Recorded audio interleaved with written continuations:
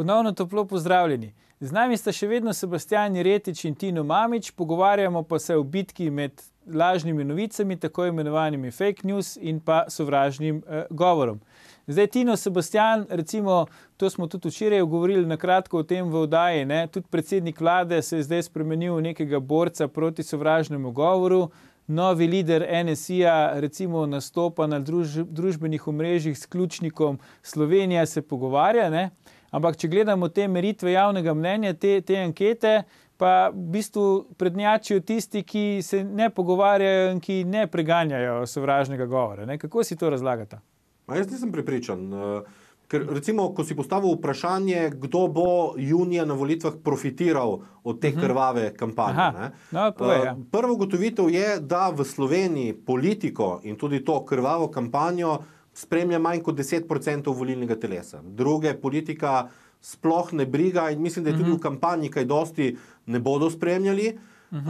Še vedno pa mislim, da slovenske javnosti le bolj ustreza neka umikanost, nek bonton, to vidimo recimo na primeru Boruta Pahorja, ki dejansko ni bil nikoli v življenju javno nesramen, ne, zasebno že lahko. Tudi Miro Cerar verjetno ne? Jaz mislim vsekakor, da lahko junija na volitvah od tega najbolj profitira Marjan Šarec, ker tudi igra, dajmo reči, neko kulturno, tudi če včasih lahko malo sarkastičen ali zna, ne vem, med vrsticami kaj takega povedati, ima neko drugo politično kulturo, neko umirjenost, olikanost in mislim, da mu zna krvava kampanja še bolj pomagati, da se ljudje odločijo, da imajo dovolj še enkrat znova obstoječe politike in kdorkoli je nov, oziroma tisti, ki so ga 2-3 naslovnice poslavili na mesto nove alternative, potem pobere ves profit tiste kampanje. Jaz nisem prepričan, da so danes ljudje v Sloveniji jezni, da bi jih torej nek agresiven diskurs ustrezno usmeril. Bolj mislim, da so popolnoma apatični, da so dvignili roke od politike in države, da se ukvarjajo svojim življenjem in da jih ta agresivnost ne bo predramla, ampak prej nasprotno, da jih bo prej pahnila v roke nekemu mirnemu kulturnemu politiku. To je videz, ne? To je videz, da gre za enega mirnega politika, ker je v svojih reakcijah in svojem odnosu do sodelavcev je precej drugačen. Ne? Ga poznajo kot zelo torej človeka, ki zna povzdigniti glas, ki je aroganten in tako naprej. To pač slišim. Ne? Tako da eno je ta podoba, ta poster, ne, ker on tudi kaj dosti do zdaj ni povedal, tako da imamo zaenkrat samo poster, brez besed. Ja, govorijo drugi v njegovem imenu, veš, njemu ni treba. Tukaj je en drugi problem, sicer da ga mediji pustijo pač ta poster gor, ne? In ga dajo samo tako, da mu kaj dobrega pove ali kaj lepega pove, se postavi kot en tak odrešenik in to je to. Ne? A je to del teh lažnih novic, Tino? Ja, to je v bistvu, to so lažne novice, to je manipulacija z javnim mnenjem, ki se dogaja vsak dan, ne, ker dajo napačne teme, napačne oziroma nepomembne. Poglejte, zdaj se en teden že vsi mediji poročajo samo od snega. Ne. Vse sneg vidiš sam skozi okno, ko pogledaš. Ni treba zdaj, da poslušaš prvih 10 minut dnevnika samo o tem, koliko je mrzlo od zunaj. Ne. Ampak to je zato, ker je pomanjkanje novic, ne, ker jih nimaš pravih, ne smeš se pa ukvarjati s problemi Marjana Šarca. Ne? In ne smeš se ukvarjati z analizo recimo zadnjih vlad, ker bi analiza pokazala, da je od padca vlade oziroma od konca mandata druge Janševe vlade 2008 do danes je Slovenija v primerjavi z baltiškimi državami in višegrajskimi državami izgubila praktično vso prednost, da so nas določene države že prehitele, ne, določene regije že prej in da nas bodo v naslednjih 4 letih, če ne bomo nekaj korenito spremenili, da nas bodo vse prehitele. Ne? In to je matematika, to so številke, tukaj ni, da bi si kaj zmišljevali. Ne? Tukaj se točno ve, kakšni so gospodarski kazalci, kaj pravi tujina od nas, kaj govorijo tuje obveščevalci oziroma tuje ambasade in je treba samo to povedati. Ne? Ampak tega naši mediji, naši novinarji ne povedo in zato bo verjetno spet tako, da bo pač Šarec zmagal in bomo 4 leta spet poslušali isto kot smo poslušali zdaj od strani Mira Cerarja, in po 4 letih bodo spet volitve in bo ista situacija, ko se bo prišla spet ena reinkarnacija novega Šarca, ki se je prelevil iz Cerarja in prej iz Jankovića. Sebastian, da res premalo se ukvarjamo z Marjanom Šarcem, ali se po drugi strani celo preveč ukvarjamo z njim, ne? Ker ves čas poslušamo, ni povedal, s kom bo šel na volitve, ni pokazal programa, se s tem tudi na nek način delamo reklamo. Ne? Ti si že omenil to, kako slovensko volilno telo odreagira. Ponavadi se postavi na stran tistega, ki je na nek način žrtev. Ne? Saj na parlamentarnih volitvah smo imeli do zdaj te primere. Ne? Tudi na prejšnjih volitvah so v glavnem vsi z istimi argumenti verjetno tudi upravičeno napadali Cerarja, ne? Saj ni povedal, kak ima program, ni povedal, s kom bo, kako ekipo ima, pa se mu to kaj dosti ni poznalo pol na volilnem rezultatu. Ne? Torej, vsekakor jaz mislim, da so kocke že padle in da je javnost že izbrala Šarca kot letošnjo alternativo. Misliš, da je to že nepovraten proces? Jaz mislim, da je to nepovraten proces, predvsem zaradi tistega, kar sem prej rekel. Ker ljudje sploh ne spremljajo medijev, ne spremljajo politike in dejansko imajo en snap v glavi, kar se tiče odnosa do politike. Tistih nekaj naslovnic, ki je Šarcu pomagalo, da je v predsedniški tekmi postal alternativa Borutu Pahorju, je bilo popolnoma dovolj. In on zdaj vodi izjemno pametno politiko, manj ko pove, boljše bo. Dovolj je, da tu in tam in dovolj redko, ni potrebne neke velike frekvence, pride na televizijo, pove nekaj stavkov, da je taka skromna sporočila, ne vidimo se, nismo mesija, odrešitelji, zmagovalci in tako celo naprej. Pravi, da ni nov obraz, ne? Zase celo pravi, da ni nov obraz. Da je daleč od tega, da bi se mu obetala zmaga, da ima skromne ambicije.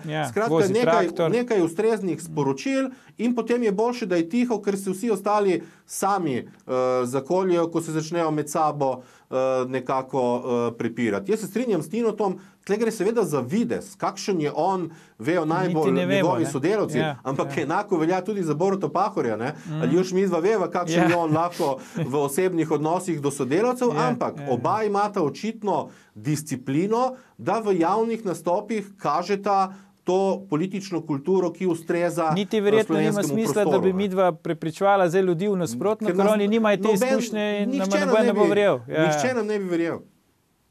Evo, Tino, zdaj, kaj zdaj narediti v tej situaciji? Samo, če se vrnem na izhodišče, ko si rekel, da pri nas žrtve pridobivajo. Ne? To je pač ena fama od tistega Kučanove kandidature. Prvič, ko so ga napadli zaradi določenih stvari in je potem on pač igral neko žrtev in zmagal. Ampak jaz mislim, da je to fama, ker kdo je največja žrtev v slovenski politiki, ki dobi največ udarcev po glavi? Janez Janša. Ja, to drži. Torej, tukaj ne drži ta teorija, da je. A ga večina ljudi percipira kot žrtev. Če te mediji označijo za zmagovalca ali pa mediji označijo za žrtev, pol dobiš, če ne pa ne. Tako da ključ še vedno so mediji. Ampak imajo mediji še tako moč, Tino? Ja, seveda imajo, ker ne gre samo mediji, eno je recimo televizija, ki jo vidi malo več ljudi, ampak tukaj gre tudi za to, da če spremlja politiko malo bolj aktivno tistih 10% ljudi, kot je rekel Sebastian, teh 10% ljudi gre potem v službe, gre v gostilne, gre na ulico in govorijo. Ne? Oni drugi pa ne govorijo. To je prva stvar. Druga stvar, mi imamo še vedno te partijske trojke, te stare mnenjske voditelje, ki hodijo okrog po štarijah in strašijo ljudi, da ne bo penzije, če bo prišel Janša na oblast. Ne? In takih floskul je ogromno, posebej ne vem, v eni Luki Koper, ne? Je tega ogromno. Ne? Tako da je treba videti medije skozi to, da so mediji začetnik in potem gre kot snežna kepa, ne? Se začne valiti in raste.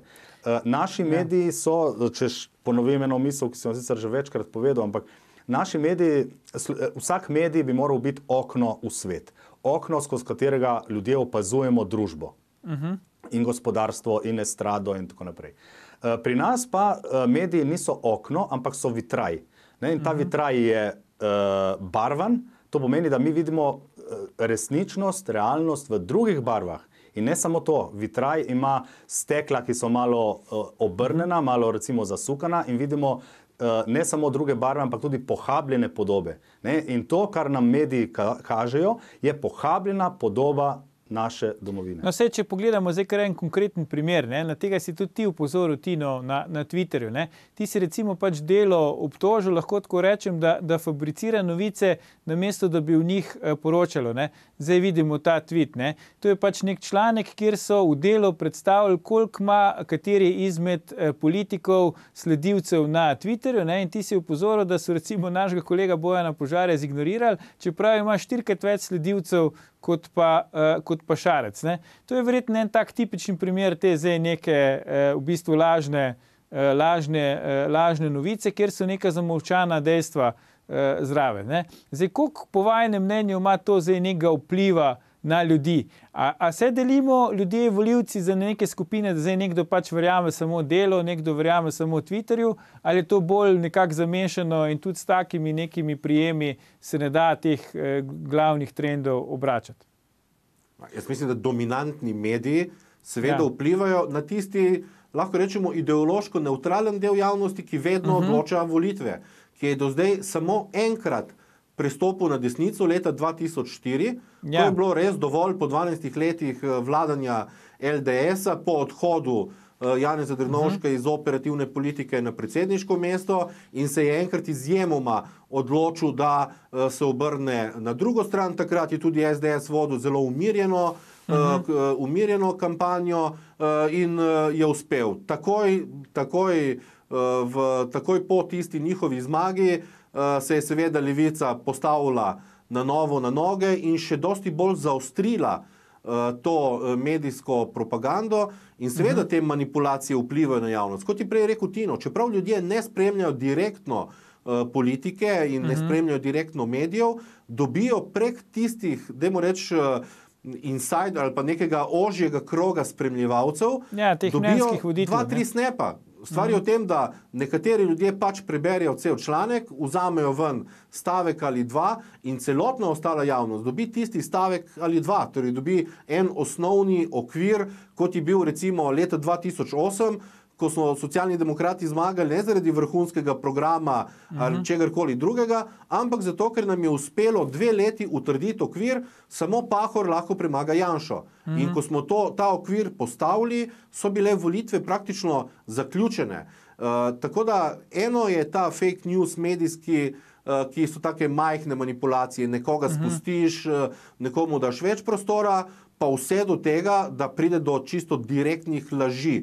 In v zadnje leta je tega še dosti več, kot je bilo v preteklosti, ko so se novinarji le malo brzdali v svojem delovanju, mogoče celo malo pazili na svoj ugled. Zadnje leta so popolnoma povampirjeni in tudi popolnoma neposredno lažijo. In največja žalost je, da v teh lažeh, torej ne prednjači recimo Pop TV, do katerega so ponavadi najbolj kritični, ampak z naskokom na prvem mestu je TV Slovenija. Torej javni servis, ki ga vsi plačujemo preko davka, ki mu rečejo naročnina, čeprav jaz nisem čist nič naročil, kar se tega tiče. To plačaš tudi, če ne naročiš, plačaš. Seveda. Tudi, če ne gledaš, plačaš. Ampak Tino, kako se zdaj proti temu recimo boriti? Na kak način bi rekel, to neko pravo sliko spraviti do ljudi v javnosti? Se to sploh da ali je to že vnaprej izgubljena bitka? Jaz mislim, da se, ker imamo vendarle toliko novih medijev in toliko tehnologije, ki je drugačna, ki je bolj odprta, bolj dostopna. Tako da s to rastjo socialnih omrežij, ki so vedno bolj pomembna, bo gotovo demokracija pridobivala tudi v Sloveniji. Je pa vprašanje, kdaj bo prišlo do tiste točke preloma. Ne?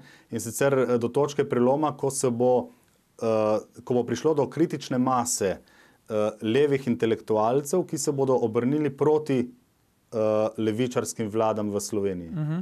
In ko bo teh dovolj, bomo prišli do istega trenutka, kot je bil leta 1988, ne? Ko je tisto prevaganlo, ne? Ko je v bistvu desna sredina in del levice, zmerne levice, stopil skupaj in rekel, tako ne gre več, z te države moramo nekaj narediti, ne moramo pustiti več, da nas bodo prehitevali po levi in po desni.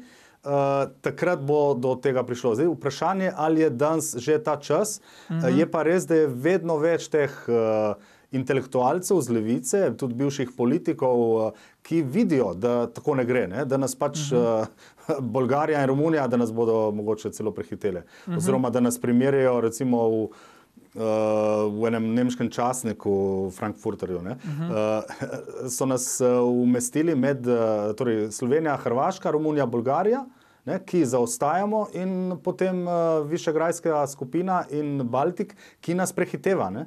In pravijo, da ravno zaradi teh bivših old boysov, teh starokomunistov ali pa njihovih mladičev, ki še vedno držijo vse v šahu. Ne? In tukaj je veliko odvisno od politikov, ampak tudi od ljudi. Ne? Kdaj bodo ljudje tudi malo bolj rekli, da vzamejo usodo v svoje roke in da se mogoče malo bolj aktivirajo, ne? In rečejo, gremo na volitve. Ne? To je Sebastian, v pol minute, lepo prosim, ti misliš, da je leto že ta trenutek napočil ali bo treba še počakati? Jaz mislim, da bo treba še počakati. Jaz sem malo bolj skeptičen do tega, kdaj bomo prišli do te točke preloma, predvsem zato, ker so bili in old boys in njihovi mladiči dosti bolj pametni kot v kakih drugih državah, in ker nas počasi kuhajo na majhnem ognju, tako da jaz mislim, da ljudje še zdaleč niso, dajmo reči, tako jezni, razočarani kot mogoče v kaki drugi sosednji državi, da še vedno živimo dovolj kvalitetno, da se ne upremo. Tako da mislim, da je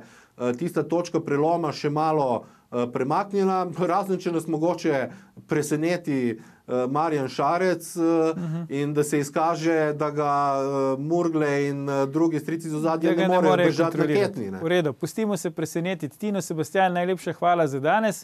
Po oglasih pa bomo javnemu RTV servisu rekli hvala ne.